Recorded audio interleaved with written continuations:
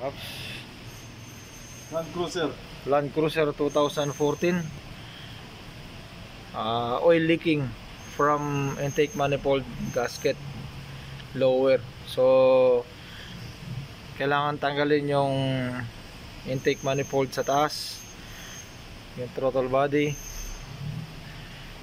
Must be removed the upper intake manifold.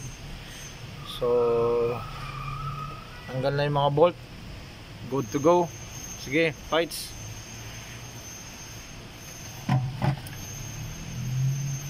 Yan.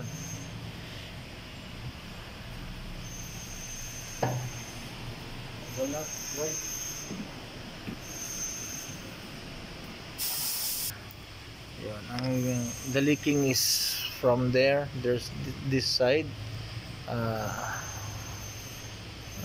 Water leaking. So once you remove the intake manifold, make it sure that you have to secure the cylinder head hole, intake hole, by putting some plug, so any small particles will not go through inside, so it won't harm the engine.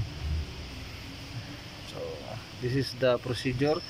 Must be removed also this cover, this manifold, and also this lower manifold, because the leak comes from the lower itself, from here.